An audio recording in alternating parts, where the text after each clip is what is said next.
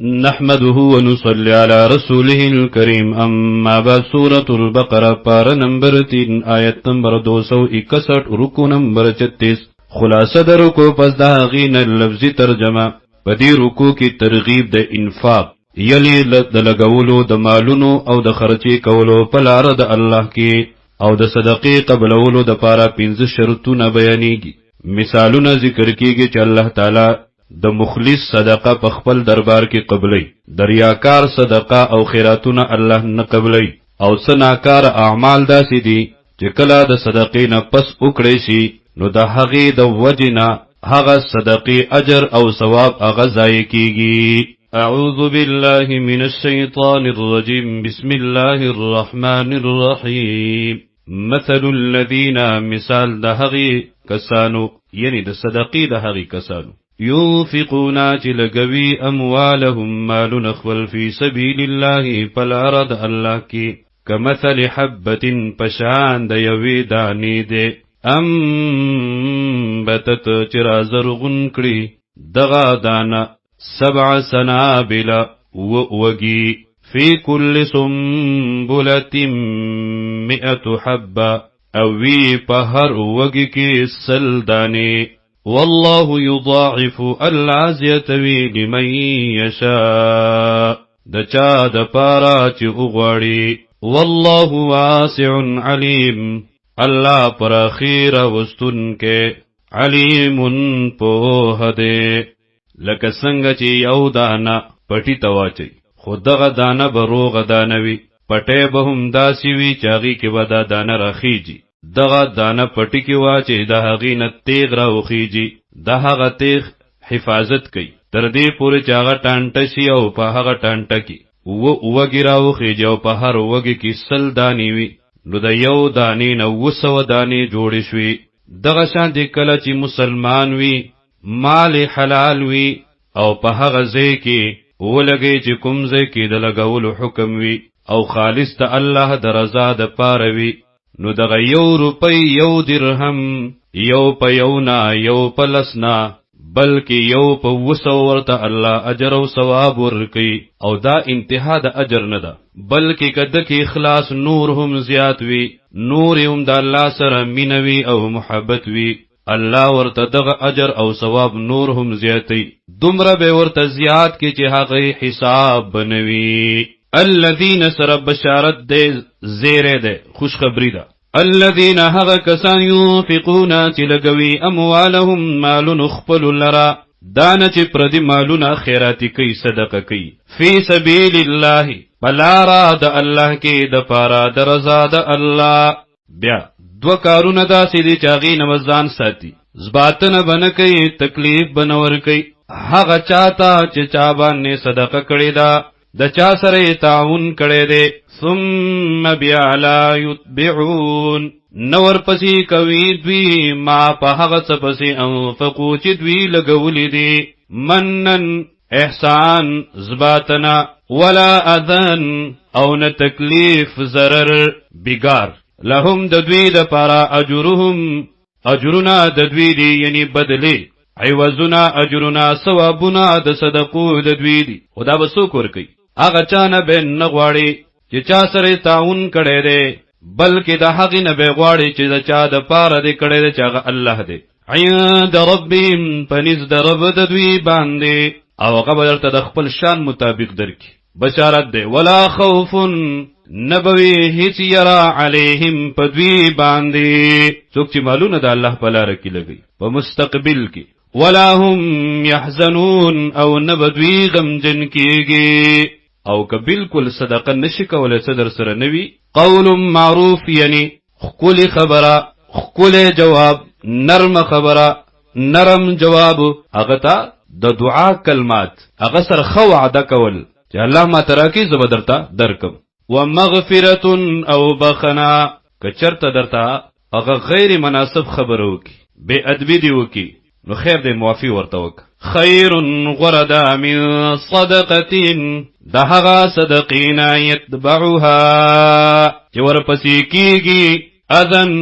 خپکول ضرر ورکول تکلیف ورکول والله غنی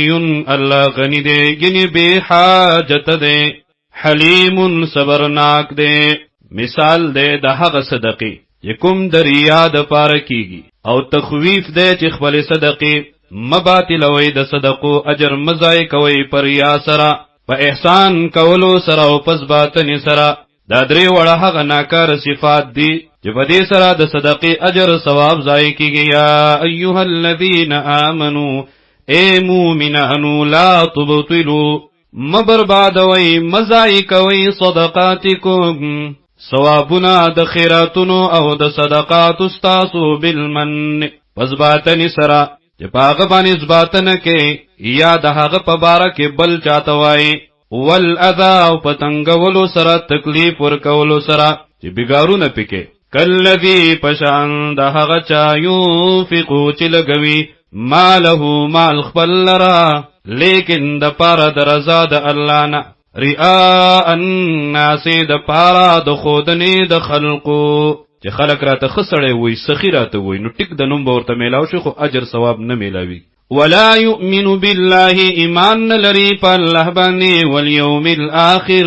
او په ورځې وروستنۍ باندې کچری ایمان لرلې نو به خپل صدقه کې اخلاص پیدا کړي وي. فمثله پس مثالی پشان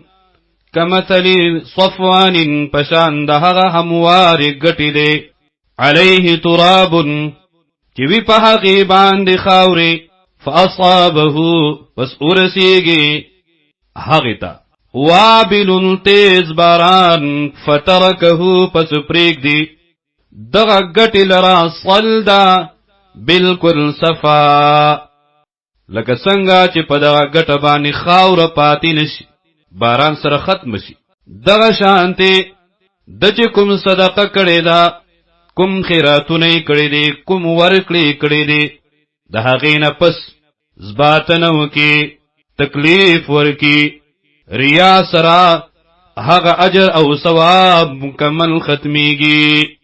لا يقدرون قدرت با بیان مومی علی شیئن پس شیز مما دهغنا کسبو چی دوی کری دی والله لا يهدي القوم الكافرین اللہ ہدایت نور کے قوم کافرانو تا بل مثال بیانیگی دهغه صدقی چاغه صدقه پا اخلاص سروی خالص دا اللہ دا رضا دا پاروی ومثل الذین مثال دا صدقی دهغه کسانو ينفقون چلگوی اموالهم خبل مالنا ابتغاء د پارا د تلاش کولو د پارا د حاصلولو لټولو مرضات الله درزا د الله تعالی د دې لپاره ورکی چې الله تعالی را ناراضي شي یو مقصد دویم تثبیتا من انفسهم او د پارا د مضبوطولو د نفسونو د زړونو خپلو یعنی اصلاح د نفس مراد چې کوم د بخل او د شومتیا ناکار صفت دی دا ختم شي. کمثل جنت پشان د باغ دی بربوتن چې په اوچت زیوی او سربز مکه باندې وي اصابها وابل پس ورسیږي دغه باغ تا وابل تیز باران فآتت اکلها بس ورکوي میوه خپلې ضعفین غبرگی دو چندا فإن لم يصبها پس کچری ونرسیگی دغیتا وابل تیز باران فطل پس کافی دے ورللگ بارانهم یعنی مومن سڑے مخلص سڑے چه کل حلال مال صدقه کی کل لگوی و کډیروی اللہ تعالی په خپل دربار کی قبلی اغت اجر او ثواب ورکی. والله بما تعملون بصیر الله فحق کارونو چې تاسو کوي بصیر لدن کړي. تطبیق د مثال لپاره مفسرینو مختلف تطبیقات ذکر کړی دي ما په اختصار سره صرف یو ذکر ایود احدکم دغه تخویف دی په یو بل مثال سره ایود احدکم ای غواړي یو کس تاسینا ان تكون له جنة چوی دلرا جنت من نخیل دکجرو و اعناب او د انگرو تجری چی بهیگی من تحت علاندی دغوننا الانهارو ولی نهرنا سندنا له او دلروی فیا پدغی کی من کل الثمرات د هر قسم میونا واصابه الكبر او ورسیگی دغتا بڑاواله وله ذریه او وی دغی لرا بچی ضعفاء کمزوری فاصابها بس ورسیگی دغ باغتا اعصار تیز سلی فيه نار چپکی اوروی فاحترقت اسوزیگی چوی د یو کس د پاره باغ په دغه باغ کې د پاره قسمه قسم میوي وي او د ټول عمر مهنت وي ټول سرمایه وي د خپل هم کمزور شو خيري عمر ته ورسید مهنت مزدوري نشي کوله بچي هم کمزوري دی واړی دي هغه هم مهنت مزدوري نشي کوله نو د ټولو د پاره امید هم دغه باغ وي ناسا په دغه باغ ختم شي دغه نعمت تلاړ شي نو څومره زیات به پریشان وي څومره زیات به خفوي دغه یو سړی به نیک اعمال کړي دغه شانتي یو سړی به صدقې ورکړي خیراتونه به کړي داغه نه پس به دغه کې دغه ناکاره صفاتونه راغلي چې هغه ریا ده